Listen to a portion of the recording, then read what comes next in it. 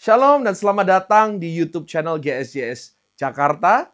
Dan Anda sebentar lagi akan menyaksikan firman Tuhan yang akan memberkati hidup Anda. Jadi jangan lupa untuk like, share, dan jangan lupa untuk subscribe. Tuhan Yesus memberkati dan selamat menikmati firman Tuhan. Shalom, Tuhan baik, amin. Tuhan jauh lebih mengasihi diri kita daripada diri kita dalam mengasihi diri kita. Yang nyambung katakan amin. Maka tegaslah saudara, jangan percayakan dirimu pada dirimu. Enggak ada amin. Amin berikutnya itu latah, enggak spontan.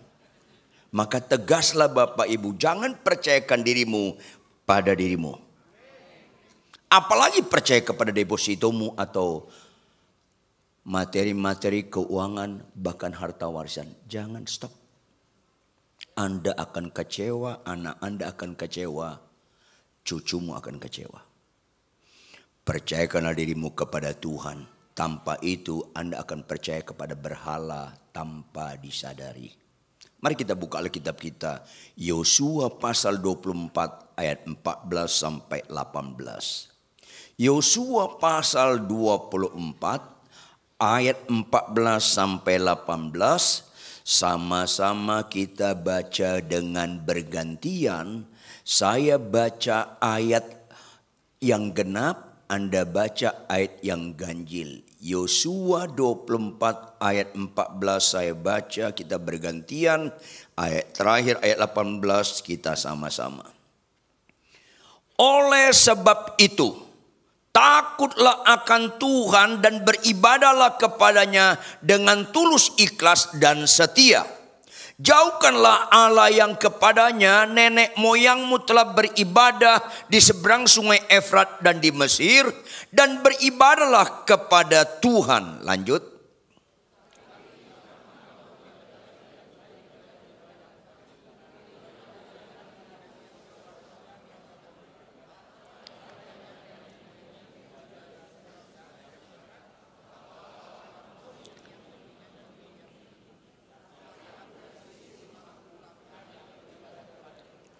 Lalu bangsa itu menjawab, jauhlah daripada kami meninggalkan Tuhan untuk beribadah kepada Allah lain.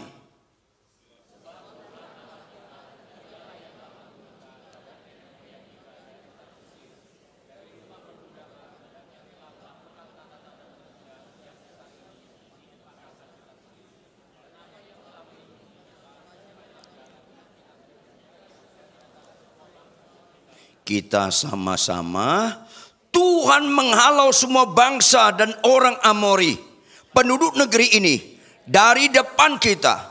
Kami pun akan beribadah kepada Tuhan, sebab dialah. Yes.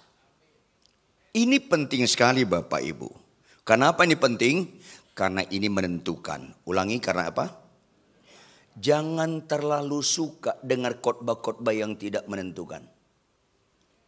Dan sekarang di gereja-gereja di mana-mana di Indonesia, bahkan beberapa negara yang saya layani, baik di Amerika, di Eropa, di Australia, Afrika, rata-rata tanpa sadar yang enggak menentukan dikhotbahkan.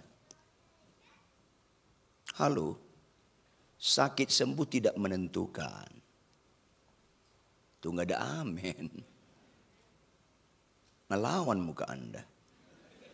Saya ulangi, sakit sembuh tidak menentukan. Umur panjang tidak menentukan. Banyak duit tidak menentukan.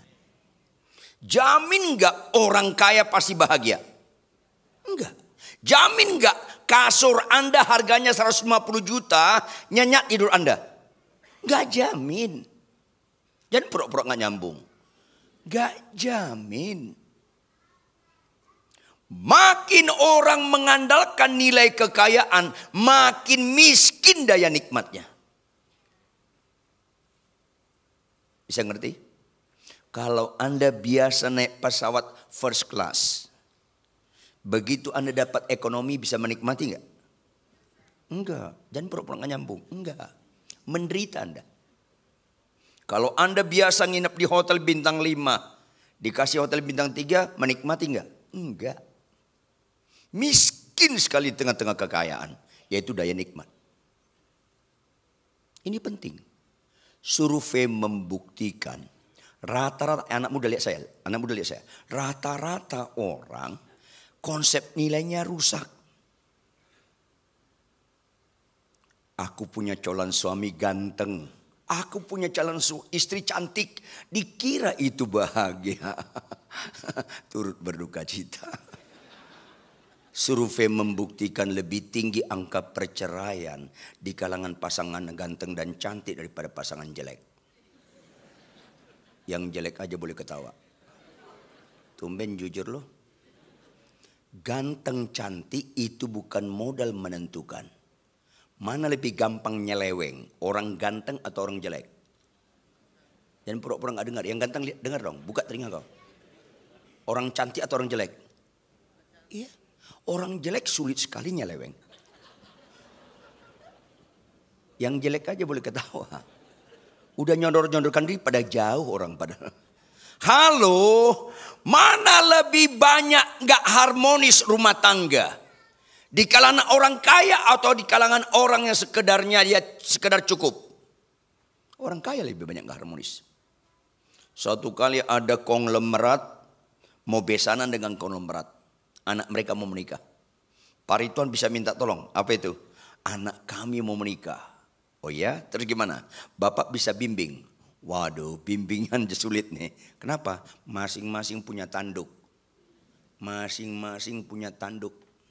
Begitu berantem si istri bisa ngomong. Tahu gak lo? Gue gak makan dari lo. Selesai lo. Orang kaya menikah sama orang kaya hanya bagus di acara resepsinya. Hanya bagus di resepsi. Dan pura nggak ngerti kan? Hanya, keren lo. Bagus lo, mewah sekali lo. Habis itu, satria baju hitam berubah itu. Nyambung nggak sih? Ya pasti nyambung, orang kaya yang kumaksud. Halo. Makanya kata Tuhan, jangan banyak orang mengejar kekayaan jadi bodoh. Kekayaan itu jadi indah kalau itu akibat bukan tujuan. Hidup benar itu tujuan. Ulangi 1, 2, ya. Sehingga ketika kekayaan datang, kekayaan itu kita kendalikan, bukan kita dikendalikan kekayaan. Kristen tidak anti kaya. Saya ulangi, Kristen tidak anti kaya. Tapi Kristen anti kekayaan itu nilai. Maafkan saya khotbah apa adanya walaupun gak diundang lagi. Orang yang menganggap kekayaan itu nilai jadi bodoh. Mau saya ulangi.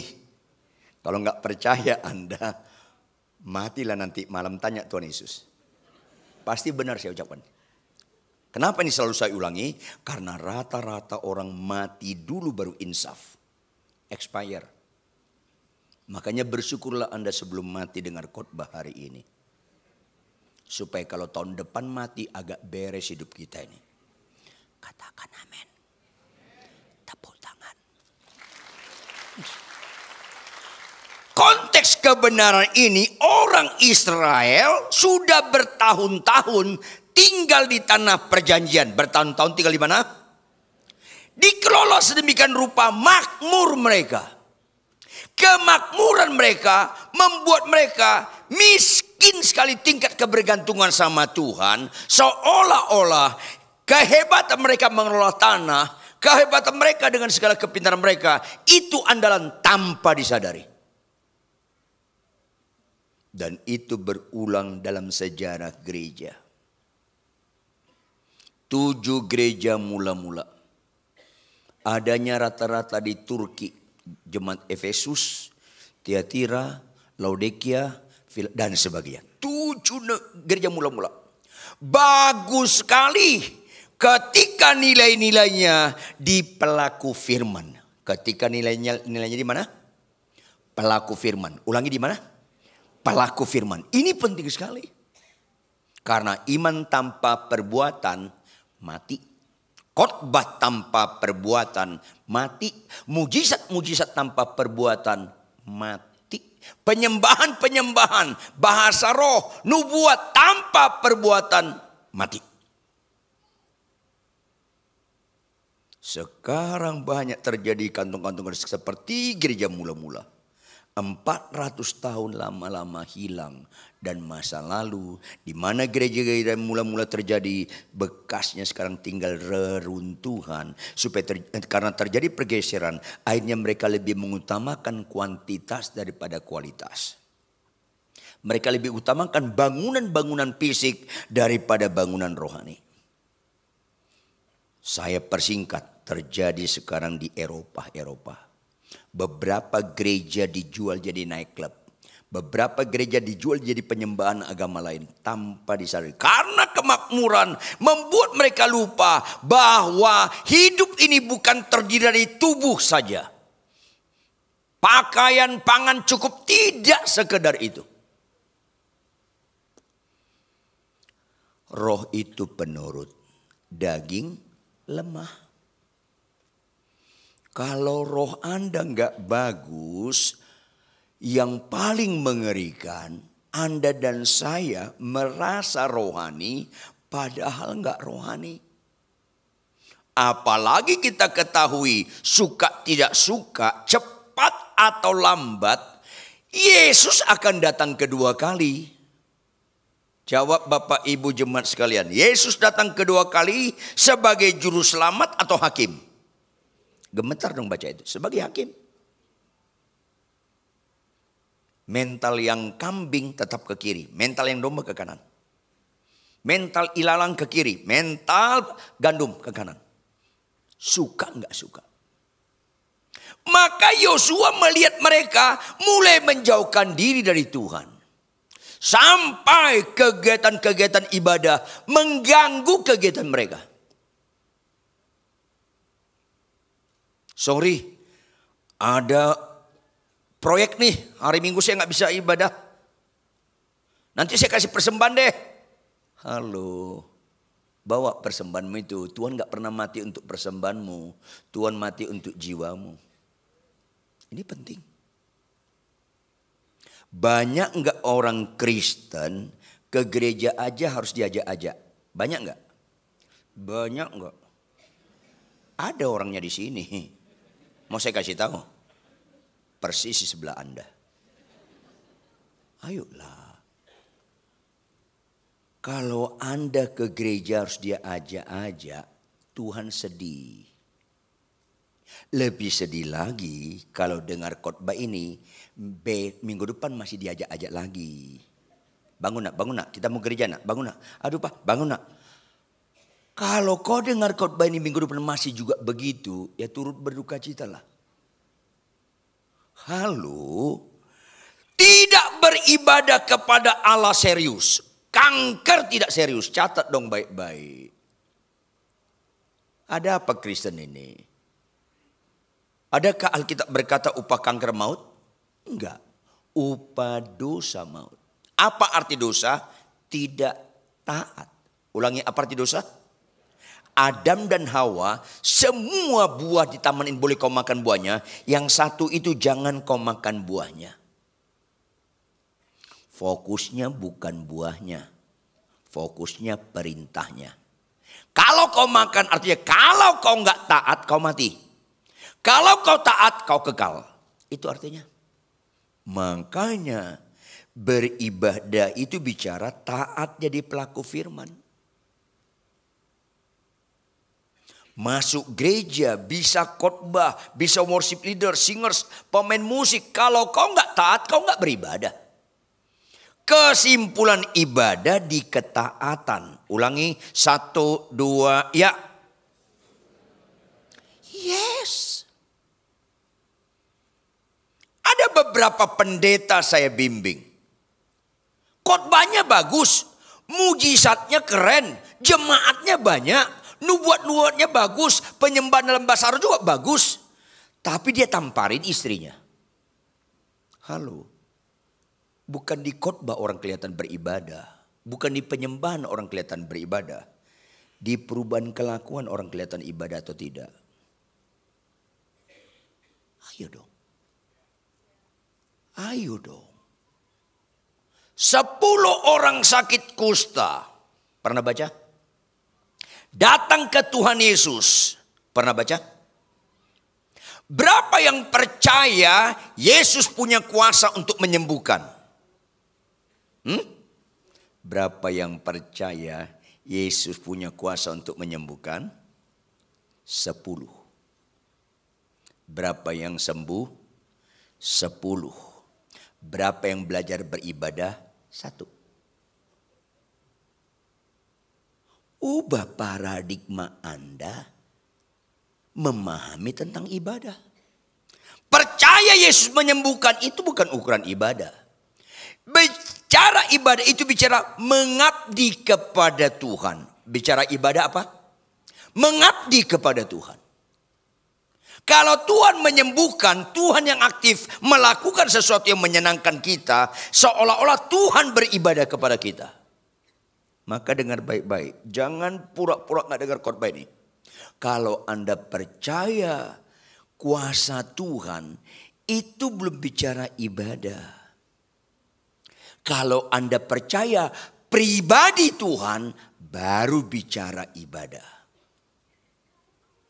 10 orang sakit kusta percaya kuasa Tuhan. Tapi satu yang datang tersungkur mempersembahkan hidupnya kepada Tuhan. Karena beribadah bukan bicara menerima. Ulangi 1, 2, ya. Beribadah bukan bicara menerima. Tetapi memberi atau mempersembahkan. Tetapi yes. Datanglah ke gereja yang sakit sembuh. Datanglah ke gereja yang gak punya jodoh dapat jodoh. Datanglah ke gereja yang gak punya anak dapat anak. Datang ke gereja usahamu akan diberkati. Datang ke gereja apa yang kau inginkan dikabulkan. Itu Tuhan yang beribadah kepada Anda. Kritisi dong. Itu Tuhan yang beribadah kepada Anda. Karena dia melakukan sesuatu supaya Anda terima.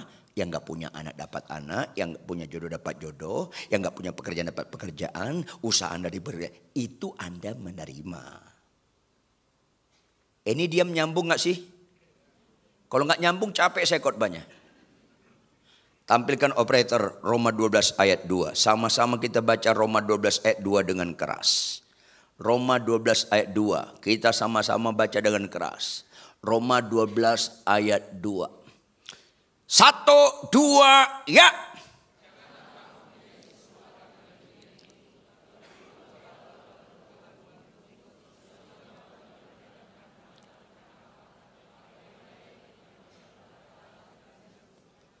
Karena banyak jemaat Roma gak beribadah yang benar, akhirnya serupa dengan dunia ini. Gak bicara mengabdi kepada Tuhan. Kalau mengabdi kepada Tuhan fokusnya perintah Tuhan. Kalau fokus Anda sakit sembuh, Anda fokusnya janji Tuhan. Akhirnya Tuhan yang aktif melakukan kesukaan kita. Seolah-olah Allah harus beribadah kepada kita. Sesat. Akhirnya serupa dengan dunia ini. Jawab Bapak Ibu jemaat sekalian. Orang Kristen suka enggak kesembuhan? Agama lain suka enggak kesembuhan? Halo? Penjahat suka enggak kesembuhan? Jadi kesembuhan itu enggak ada istimewanya. Penjahat pun suka. Ayo dong. Pelaku firman. Ada enggak perintah Tuhan? Bukan janji, perintah Tuhan. Ada enggak perintah Tuhan? Balaslah kejahatan dengan kebaikan. Ada enggak? Yang keras dong. Kasihlah musuhmu. Ada enggak? Jika ditampar pipi kiri, kasih pipi kanan. Ada enggak? Jawab, penjahat suka enggak itu? Yang keras. Agama lain suka enggak? Orang Kristen suka enggak? Masalahnya enggak juga. Itu masalahnya. Siumanlah Anda, bersyukurlah Anda mau dengar firman Tuhan yang murni. Kalau sembuh, yang gak punya anak dapat anak, yang gak punya rumah dapat rumah, usahamu diberkati. Penjahat pun suka itu semua. Penjahat pun suka itu semua. Karena Tuhan melakukan yang kita sukai. Itu Tuhan yang beribadah kepada kita. Ayo dong. Tetapi kalau kita sekalipun istriku cerewet sampai mati, aku tetap mengasihi dia. Itu kan Anda beribadah kepada Tuhan. Tuh gak ada amin kalau khotbah begini kan? Latah kau. Tuhan engkau perintahkan aku, hai istri tunduk pada suami. Tuhan, suamiku kasar. Tapi kau katakan tunduk. Tuhan, kau kirimkan Roh Kudus. Biarpun kasar suamiku sampai mati, aku tetap tunduk. Itu baru beribadah. Tuh nggak ada amin kan? Udah ngelawan muka lu kan? Emang Kristen itu sakit sembuh, Nora? Apa bedanya gereja dengan Gunung Kawi kalau penekanannya menerima? Orang ke Gunung Kawi pun mau sakit sembuh. Orang ke Gunung Kawi supaya usaha maju. Mirip. Orang seringkali ke gereja mendekati Tuhan pola lama. Itulah terjadi pada orang Israel. Kayak manusia lamamu dulu. Masih menyembah berhala. Akhirnya ada pendeta khotbah bagus tetap berzina. Ada worship leaders memimpin pujian bagus tetap berzina. Ada pemain musik melayani di gereja bagus tetap berzina. Ngeri sekali sekarang. Ngeri sekali sekarang. Bersyukurlah Anda hadir pagi hari ini karena Tuhan sayang sama Anda. Ini penting sekali. Ibadah itu bukan soal sakit sembuh. Ibadah itu bicara pelaku firman supaya ada perubahan kelakuan kita. Kita buka Matius 7 ayat 24 sampai 27. Bandingkan kelompok pertama dengan kelompok kedua. Matius 7 ayat 24 sampai 27. Kelompok pertama ayat 24 sampai 25. Kelompok kedua ayat 26 sampai 27. Sama-sama baca ayat 24 25. Kelompok pertama 1 2 ya. Setiap orang yang dan ia sama dengan ayat 25. Apa yang terjadi?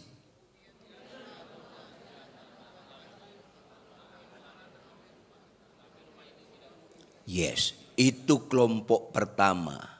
Mendengarkan firman Tuhan dan melakukannya. Itu namanya beribadah. Yang kedua, ayat 26. Sama-sama baca. 1 2 ya.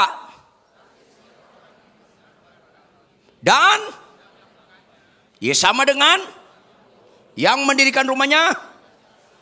Ayat 27. Ayo dong Bapak Ibu.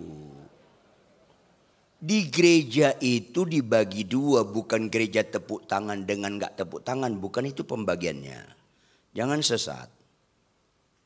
Di gereja itu bukan dibagi dua. Ada yang basaro atau gak basaro. Bukan itu perbedaannya. Bukan itu pembagiannya. Di gereja itu ada pendetanya gak sekolah teologi. Ada yang sekolah teologi. Puji Tuhan. Tapi bukan itu ukurannya. Di gereja itu dibagi dua. Pulang ada yang pelaku, ada yang gak pelaku. Siapapun Anda ruangan ini akan dibagi dua. Suka gak suka, akan dibagi dua. Murid Yesus 12 orang. Dibagi dua. 11 akhirnya pelaku firman, 1 gak pelaku. Siapa namanya? Profesor Doktor Teologi Yudas Iskariot. Oh wajar dong dia profesor doktor. Why? Karena guru maha agung yang langsung Yesus Kristus ngajarin dia. Langsung guru Yesus Kristus. Guru maha agung. Halo. Dibagi dua. Di dalam rumah tangga bisa dibagi dua. Di ruangan ini bisa dibagi dua. Malanglah Anda dan saya. Kalau mendengarkan firman Tuhan. Sakit sembuh. Makin hebat kekayaan. Tetapi tetap tidak pelaku firman. Malanglah hidup Anda dan saya kalau bisa khotbah, bisa memimpin pujian, bisa singers, bisa pemain musik, bisa jadi pengurus gereja, tetapi tetap nggak pelaku firman. Ini penting sekali. Sekarang banyak orang mempertontonkan bagus di ibadah, tapi nggak bagus di rumah tangga. Bagus di ibadah, tapi nggak bagus di jalan raya. Menyembah gemetar-gemetar. Tapi bawa mobil orang lain gemetar sama dia. Kan bisa. Nyambung gak sih? Pasti nyambung orang kau yang ku maksud. Ayo dong. Orang bisa kita bohongi. Jawab, Tuhan bisa gak kita bohongi? Bertobatlah kita semua. Kalau yang pertama itu pelaku. Mendirikan rumahnya di atas batu. Kalau Anda baca kebenaran ini, itu pekerjaan yang berat, lama, dan berkorban. Jangan bicara konteks ini, zaman kita. Zaman Yesus ini bicara. Yang tidak ada alat-alat yang canggih untuk bisa membolongkan batu. Itu manual. Bisa lecet-lecet, bisa berdarah-berdarah tangan. Dan tidak sebentar. Makanya jangan terlalu tertarik yang sifatnya instan yang sebentar. Lain orang kedua mendengarkan firman Tuhan tapi tidak melakukannya. Seperti membangun rumah di mana? Di mana? Nancep-nancep langsung jadi. Lebih cepat jadi rumah orang yang dibangun pasir daripada dibangun batu. Tampilkan operator Markus 1 ayat 42. Sama-sama kita baca Markus 1 ayat 42. Sama-sama kita baca Markus 1 ayat 42. 1, 2, ya.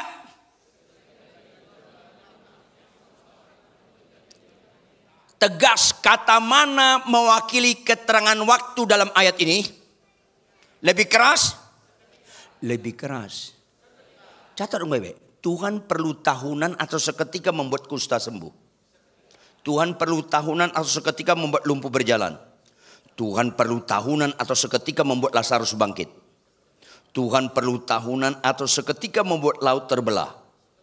Apa yang sedang Tuhan sampaikan di balik kata seketika? Hai umatku, ini mujizat gampang. Hai umatku, ini mujizat bicara bangun rumah di atas pasir. Catat dong baik-baik. Siumanlah kita. Hai umatku, ini mujizat terendah. Catat dong baik-baik. Supaya tuntas mental dukun kita ini. Jangan ragu Tuhan bisa menyembuhkan. Ulangi 1, 2, ya. Tapi kita, apa berikutnya setelah disembuhkan? Itu yang penting. Supaya kita tidak berhenti yang seketika. 10 orang sakit kusta, semuanya sembuh. Jawab, berapa yang berfokus kepada unsur seketika? Jawab. 10 orang sakit kusta datang ke Tuhan Yesus, semua sembuh. Berapa yang berfokus kepada unsur seketika? 9. Yang satu belajar proses. Itulah ibadah. Halo, jawab. Lazarus dibangkitkan Tuhan Yesus enggak? Bangkit lagi. Halo, mati lagi enggak? Karena semua seketika enggak ada unsur kekekalannya. Lazarus dulu mati lagi. Makanya saya bilang ada ibu-ibu datang ke saya. Salam pendeta Ridwan, salam ibu. Bapak ingat saya enggak? Pak, lupa saya. 5 tahun yang lalu, sepupu saya bawa bapak ke rumah sakit Darmais. Saya kanker parah, singkat cerita. Bapak bimbing saya bertobat terima Tuhan Yesus. Terakhir bapak berdoa, jengkel saya. Kenapa? Saya hafal doa bapak. Apa itu? Tuhan, ibu ini sudah bertobat. Menerima engkau sebagai Tuhan dan Juru Selamat. Kalau mau kau sembuhkan, sembuhkanlah dalam Yesus. Tetapi kalau dia tidak sembuh, kuatkanlah dia menghadapi kematian. Dalam Yesus. Itu doa yang benar ya. Jangan lupa kalau kau sakit parah dengan saya. Bukan kesembuhan, bukan Yesus. Terus saya jengkel dengan khotbah bapak. Seminggu kemudian ada perubahan dalam diri saya. 2 minggu kemudian disurvei saya sama beberapa dokter. Saya sembuh. Oh, puji Tuhan. Kapan kejadiannya? 5 tahun yang lalu. Kapan Teresa terakhir? 6 bulan lalu. Apa hasilnya? Saya sudah bersih dari kanker. Apa sih kan? Puji Tuhan, ibu sudah sembuh. Tapi jangan lupa, ibu tetap bisa mati lagi. Kasih tahu. Ada nggak orang kanker sembuh terus nggak mati-mati selama-lamanya? Halusinasi. Oh, siapa di sini yang sembuh? Saya kasih tahu, tetap kau mati lagi. Karena itu sementara. Jangan berharap sembuh terus batal kematian. Nggak batal, ditunda, delay. Ayo dong. Itu nggak ada unsur kegagalannya. Maka lumpuh berjalan, laut terbelah, itu seketika nggak ada kegagalannya. Jawab Bapak Ibu, Laut dibelah Tuhan nggak melalui Musa? Terbelah nggak? Setelah itu gabung lagi nggak? Iya sementara. Karena seketika. Yang rumahnya ditancap pasir itu seketika. Orang yang berfokus sakit sembuh. Berfokus rumahku makin bagus. Usahaku makin maju. Itu sementara. Kalau kau makan buah itu kau akan mati. Tetapi kalau kau nggak makan kau mati. Artinya apa? Kalau taat itu bicara kekekalan. Ketaatan itu nggak bisa sementara. Ibu-ibu lihat saya. Ibu-ibu lihat saya. Buka telinga Anda gede-gede. Ada nggak perintah Tuhan? Ibu-ibu jawab. Ada nggak perintah Tuhan? Hai istri, tanduklah suamimu. Udah ganti ya? Hai istri, tunduklah pada suamimu. Jawab ibu-ibu. Ada nggak firman itu? Yang keras. Istri tunduk pada suami. Itu pelajaran seketika atau proses tahunan? Yang keras dong. Tumben jujur loh. Jauh lebih sulit pelaku firman daripada sakit sembuh. Jauh lebih sulit pelaku firman daripada mayat bangkit. Kalau kalian masih lebih kagum di rumah duka mayat didoakan bangkit daripada melihat seorang istri tunduk pada suami. Kalau kalian lebih kagum mayat bangkit, mental dukun kalian belum tuntas. Ayo dong. Makanya bersyukurlah Anda sebelum meninggal dengar khotbah hari ini. Kalau Anda kagum lihat lumpuh berjalan, dunia ini pun kagum. Kalau Anda kagum membalas kejahatan dengan kebaikan, itu dunia ini menganggap itu pengecut dan bodoh. Makanya di dalam dunia, lanjut. Ada dua jalan, lanjut. Lebar dan sempit. Mana kau pilih? Lanjut. Yang lebar api, jiwamu innalillahi. Tapi yang sempit, jiwa berglori. Tepuk tangan yang keras. Yang sempit itu membangun rumah di atas batu bisa berdarah-darah. Orang kalau percaya kuasa Kristus itu nggak cukup. Dia harus percaya pribadi Yesus. Tampilkan operator Matius 7 ayat 22 sampai 23. Ini ciri-ciri orang percaya kepada kuasa Kristus. Yaitu bicara seketika. Pada hari terakhir berapa orang? Kata banyak orang dalam bahasa Yunani mayoritas. Gementar dong baca ini. Berseru kepadaku, Tuhan, Tuhan, bukankah kami berbuat demi namamu? Bukankah kami mengusir setan demi namamu? Dan bukankah kami melakukan banyak mujizat demi namamu? Semuanya terjadi. Itu kuasa Tuhan. Ayat 23 sama-sama baca. Ayat 23 sama-sama baca. 1, 2, iya. Aku tidak pernah mengenal kamu. Karena menekankan nubuat, mujizat dan sebagainya. Kalau hanya, saya garis bawahi, kalau hanya itu saja Anda percaya kuasa Kristus, akhirnya Tuhan terus yang berbuat kesukaan kita. Tuhan yang beribadah pada kita. Setelah ini harus apa? Belajar percaya pribadi Kristus. Jangan hanya kuasanya. Kalau kuasanya dia objek. Kalau pribadinya dia subjek. Maka belajar pada pribadi Kristus. Bukan lagi kita tanya apa yang harus kau perbuat untuk aku Tuhan. Tapi apa yang kau perbuat untuk engkau. Itu ibadah. Hai suami kasih istrimu. Tuhan istriku cerewet. Tetap kasih istrimu. Loh kalau dia cerewet. Jangan ucapkan itu. Kalau kau ucapkan itu. Kau menghina aku. Loh kenapa Tuhan? Jadi gara-gara kelakuan istrimu. Menentukan kau taat atau tidak. Kalau istrimu cerewet, kau nggak taat. Kalau istrimu baik, baru kau taat. Berarti penentunya bukan aku, kata Tuhan. Penentunya kelakuan istrimu, berarti istrimu Tuhanmu. Itu yang saya bilang. Bapak Ibu, kemungkinan istri saya lebih cerewet dari perempuan di sini. Jangan ketahui ini penderitaan. Kemungkinan istri saya lebih cerewet dari ibu-ibu sini. Karena istri saya punya peraturan di rumah lebih ketat dari hukum Taurat. Jangan ketawa, ini penderitaan. Tapi jawab, mana lebih besar mempengaruhi saya? Cerewet istri saya atau Tuhan yang penuh dengan kebenaran? Kalau Tuhan yang mempengaruhi saya, kelakuan istri saya nggak bisa mengorbankan ketaatan saya sama Tuhan. Dan Tuhan berkata kasih. Itu Kristen. Orang Kristen yang benar nggak mungkin cerai. Catat dong baik-baik, kecuali kematian. Jangan pura-pura nggak dengar kalian. Anda niat buka cabang. Kesurupan lu semua. Tuhan, biarpun suamiku sengak lagunya, aku tetap tunduk pada dia. Itu kan Kristen. Beribadah itu taat, pelaku firman. Banyak orang percaya kuasa Tuhan, tapi nggak percaya pribadi Tuhan. Selesai. Buka operator Galatia 2 ayat 20. Galatia 2 ayat 20. Sama-sama kita baca, teliti ayat ini. Galatia 2 ayat 20. Sama-sama baca. 1, 2, iya. Namun aku hidup, tetapi bukan lagi aku sendiri yang hidup. Melainkan Kristus yang hidup dalam aku. Itu pribadinya. Bukan sekedar kuasanya, pribadinya. Lanjut. Dan hidup yang kuhidupi sekarang di dalam daging adalah hidup oleh dalam anak Allah yang telah dan percayalah pada pribadi Yesus, bukan hanya kuasa Yesus.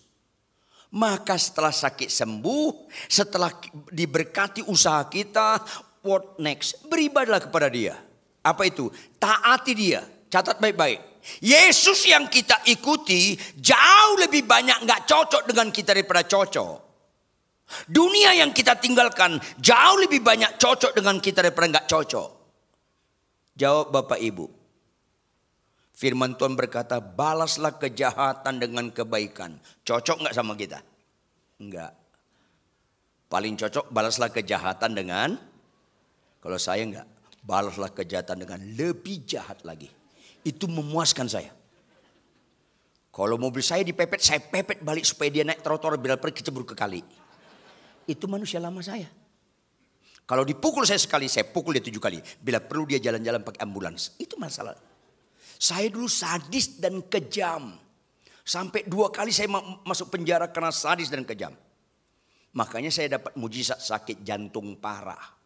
Orang sadis dan kejam, orang jahat paling cocok sakit jantung parah. Jangan bisul, gak bertobat kalau bisul. 6 bulan 23 hari saya berbaring di rumah sakit Cipto. Jangankan duduk miringkan badan aja gak bisa. Berat saya 32 kg super langsing. Siapa mau langsing? Sakit jantung lah. 6 bulan 23 hari. Nampak saya satu-satu kayak ikan mas koki. Karena banyak dosanya. Supaya banyak minta maafnya. Karena banyak dosanya. Makanya siapa banyak dosanya, tolong sakit jantung kau. Supaya banyak minta maaf. Iya. Kalau ketemu wanita Tionghoa, wo ini aiwo. Konflik. Tuhan, kenapa orang seperti ini ya Tuhan? Ku dengar firman-Mu untuk melakukannya perlu proses. Belum selesai proses ini, istriku berfirman, aduh Tuhan. Makanya percaya pada pribadi Yesus, apa itu? Aku makin berkurang, Yesus makin bertambah.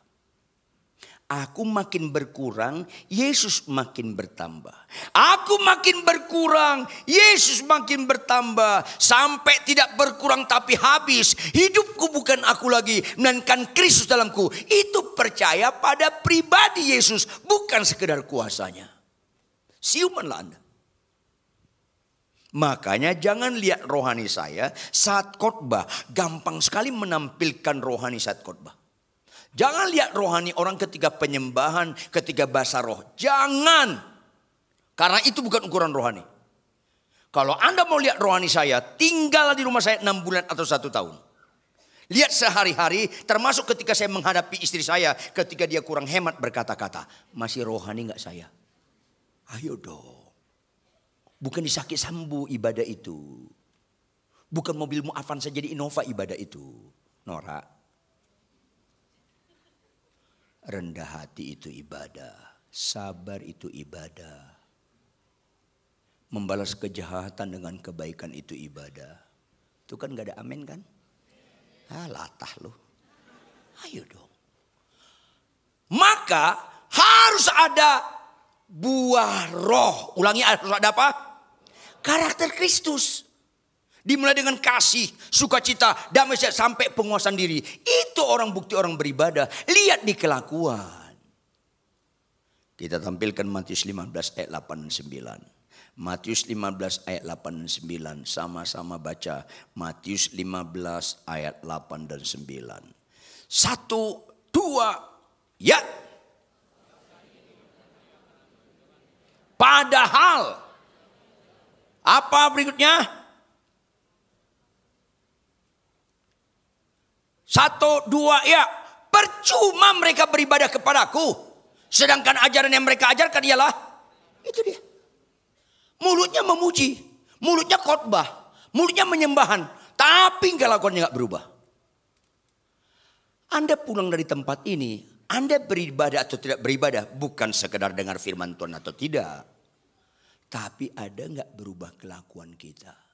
Kalau orang Kristen beribadah dengan benar, pasti berubah kelakuannya. Catat baik-baik.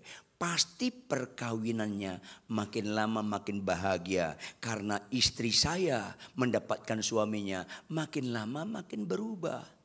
Suami melihat istrinya makin lama makin berubah. Rumah tangga irisan itu pasti nggak mungkin cerai. Kalau cerai pasti ada yang nggak beres lah itu. Pasti.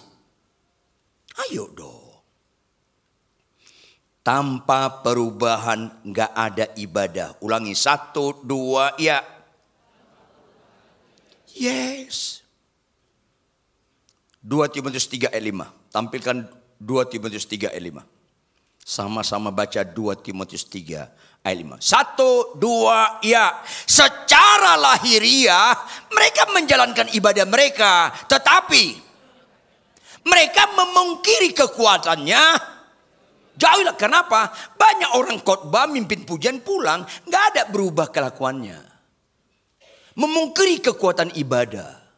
Apa itu kekuatan ibadah? Baca 2 Timotius 3 ayat 16. Sama-sama kita baca 2 Timotius 3 ayat 16. Dengan keras dan tegas. 2 Timotius 3 ayat 16. 1, 2, ya. Segala tulisan yang diilhamkan Allah memang bermanfaat untuk mengajar, untuk menyatakan kesalahan, untuk memperbaiki kelakuan, untuk mendidik kita dalam. Ayo dong. Kalau kita dengar firman Tuhan, 4 manfaatnya. Pertama, mengajar. Kedua,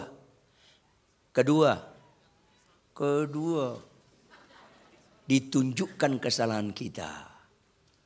Ketiga, diperbaiki kelakuan kita. Keempat, dididik kita dalam kebenaran. Itu bukti orang beribadah atau tidak. Bukan soal sakit sembuh, bukan soal bisa bernubuat, bukan bisa bahasa roh, bukan soal mujizat-mujizat. Bukan. Jangan anti mujizat, jangan anti kuasa Tuhan, jangan anti nubuat, jangan anti bahasa roh. Tetapi bukan itu kesimpulan ibadah. Kesimpulan ibadah, kita berubah makin lama makin baik seperti Yesus. Itu baru benar. Penutup, bagaimana caranya? Yosua 1 ayat 8. Penutup, Yosua 1 ayat 8. Camkan hal ini, jangan lupa sampai mati. Yosua 1 ayat 8. Pertama, kalimat pertama apa? 1, 2, ya. Stop. Kata janganlah engkau lupa. Itu unsur peringatan atau tidak? Catat dong baik-baik. Alkitab kurang kerjaan memperingati yang gak serius. Alkitab kurang kerjaan memperingati yang tidak serius. Saya ulangi, kanker gak serius. Lupa baca Alkitab serius. Yang tadi pagi lupa baca Alkitab, lu serius. Ayo dong. Jawab, Anda niat gak hidup selama-lamanya di bumi? Yang keras dong. Niat gak hidup selama-lamanya di bumi? Niat masuk surga gak? Ya niat matilah. Kalau sembuh melulu, kapan matinya? Untuk ke surga mati. Oh enggak Pak Pendeta, aku mau kayak Henok, kayak Elia. Jangan itu standar, karena itu case. Siapa tahu, Yesus sebelum naik ke surga mati dulu gak dia? Mati. Kalau kita dari Jakarta ke Surabaya, dari Jakarta ke Paling efektif naik pesawat atau jalan kaki? Cerdas dong, konsisten. Kalau kita mau ke surga harus mati. Untuk mati lebih efektif kanker atau bisul? Gak ada masalah. Hanya orang gak percaya masalah kanker. Kenapa? Karena dia mati ke neraka. Kalau orang benar sakit kanker itu lebih efektif untuk masuk surga. Udah selesai. Ketawa Anda mengandung kepedihan susah. Maka orang yang percaya kepada pribadi Yesus, nggak lagi doa puasa supaya sakit sembuh, nggak doa puasa lagi supaya sakit sembuh, tapi doa puasa supaya setiap mendengarkan firman Tuhan ada kekuatan untuk mengajar kita, menunjukkan kesalahan kita, memperbaiki kelakuan kita, dan mendidik kita dalam kebenaran. Saya lebih suka jadi suami yang benar daripada pengkhotbah yang benar. Bisa kalian bedakan itu? Khotbah yang benar bisa bobotnya keterampilan, nggak ada kaitan dengan kelakuan. Beda kan? Kalau suami yang benar pasti berkaitan dengan kelakuan. Saya lebih suka jadi suami yang benar daripada pengkhotbah yang benar. Ini penting sekali. Maka berikutnya Bapak Ibu, kita harus sungguh-sungguh membaca Alkitab tiap hari. 1, 2, ya kita harus sungguh-sungguh disiplin baca Alkitab. Yang kedua, tampilkan ayatnya. Foto saya nggak usah tampilkan, nggak ada cakep-cakepnya. Tetapi renungkanlah firman itu siang dan malam. Yang kedua, setelah disiplin baca Alkitab, militanlah merenungkan firman Tuhan siang dan malam. Merenungkan firman Tuhan artinya firman yang kita baca jangan nembak pasangan kita, jangan nembak orang lain, tapi diri kita. Khotbahkan ke diri kita. Khotbah yang benar, khotbahkan yang kau lakukan, jangan khotbahkan yang enggak kau lakukan. Hanya sinergi, saya ulangi, hanya sinergi, enggak ada alternatif lain. Hanya sinergi disiplin baca Alkitab, militan merenungkan, baru bisa pelaku. Itu yang disebut beribadah. Akibatnya, janganlah engkau lupa memperkatakan kitab Taurat ini, tetapi renungkanlah itu siang dan malam supaya engkau pelaku firman atau bertindak hati-hati dengan segala yang tertulis dalamnya. Lanjut, sebab dengan demikian, iya, perjalanan suami istri, pernikahan, perjalanan anak-anakmu dengan menantumu, perjalanan cucumu dan semuanya berhasil dan beruntung. Berhasil di sini bukan sekedar karir, tapi berhasil kita mempercayai hidup kita memiliki karakter Kristus, ada keteladanan hidup di atas rata-rata, sehingga hidup kita, hidup anak mantu kita, hidup cucu kita menjadi surat-surat yang terbuka, yang bisa dibaca orang sekitar, sehingga makin banyak lutut bertelut dan mulut mengakui Tuhan. Disitulah artinya ibadah yang sejati. Orang taat tidak mengejar berkat, orang taat dikejar berkat. Bangkit berdiri, tepuk tangan yang keras buat Tuhan. Masing-masing merenungkan firman ini Bapak Ibu. Bukan kebetulan engkau hadir pada hari ini. Ini menunjukkan Tuhan sayang kepada kita. Yang setuju katakan amin. Kalau kau dengar firman Tuhan, selama ini kau kira ibadah itu identik dengan khotbah, pelayanan, pujian, penyembahan. Itu ritual. Tanpa spiritual kalau nggak disertai dengan pelaku firman, perubahan kelakuan, karakter makin mengarah kepada seperti Kristus. Oleh karena itu Bapak Ibu, jauhkan makna ibadah tanpa perubahan. Yang setuju katakan amin. Ikutilah ibadah karena firman itu bermanfaat untuk mengajar, menunjukkan kesalahan, memperbaiki kelakuan, dan mendidik kita dalam kebenaran. Maka bukti kita beribadah, ada perubahan kelakuan kita. Yang pemarah semakin berkurang marahnya, diproses demikian rupa, mendirikan rumah di atas batu tidak instan, tapi mau diberi menerima proses daripada Tuhan, sehingga ada proses aku makin berkurang, Yesus makin bertambah. Percayalah pada pribadi Tuhan, bukan sekedar kuasanya, maka kehidupan kita makin lama makin nyata buah roh. Yang setuju katakan amin. Yang sungguh-sungguh setuju, angkat tangan kananmu tinggi-tinggi. Jangan ikut-ikutan. Angkat tangan kananmu tinggi-tinggi. Seraya berdoa secara pribadi masing-masing di tempat. Katakan kepada Tuhan, aku mau berubah. Aku mau memiliki buah roh. Hidupku bukan aku lagi, harus digenapi sebelum ajalku tiba. Walaupun proses itu banyak kesulitan, seperti jalan yang sempit, tetaplah taat dan setia, karena membangun rumah di atas batu memang tidak sedikit pengorbanannya. Tetap angkat tangan kananmu tinggi-tinggi. Tidak habis-habisnya kami bersyukur dan bersyukur ya Tuhan. Kebenaran firman ini menunjukkan kami bukan anak gampangan, bukan anak murahan. Sehingga Engkau mengendaki kami bukan lagi mendekati Engkau kepada nilai-nilai instan. Bukan sekedar sakit sembuh. Bukan sekedar apa yang kami inginkan Kau kabulkan. Bukan sekedar itu Tuhan. Kami percaya kuasa-Mu Tuhan. Tetapi terlebih lagi kami percaya pada pribadi-Mu Tuhan. Supaya aku makin berkurang, Yesus makin bertambah terjadi dalam kehidupan kami. Dalam nama Yesus, aku makin berkurang, Yesus makin bertambah. Digenapi dalam kehidupan bapak-bapak, ibu-ibu, rumah tangga, perkawinan, anak-anak muda, setiap kami dalam nama Yesus Kristus.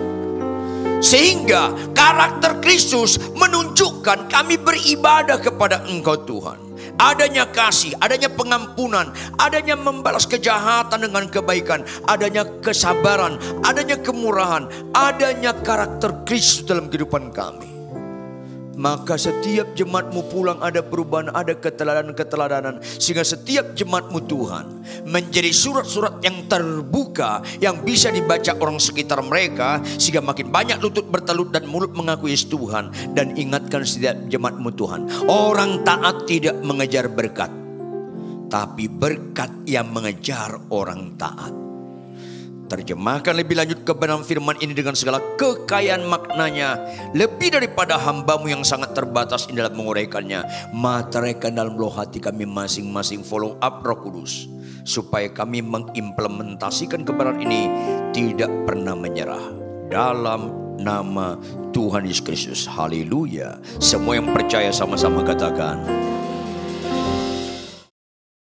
Terima kasih bagi Anda yang sudah menyaksikan tayangan dari GSJS Jakarta. Dan kalau Anda berada di sekitar Jakarta, di Jabodetabek, saya undang Anda untuk bisa menghadiri ibadah-ibadah onsite kami di Mall of Indonesia di Kelapa Gading dan juga di Pluit Village Mall. Dan saya percaya Anda pasti diberkati. So see you and God bless you.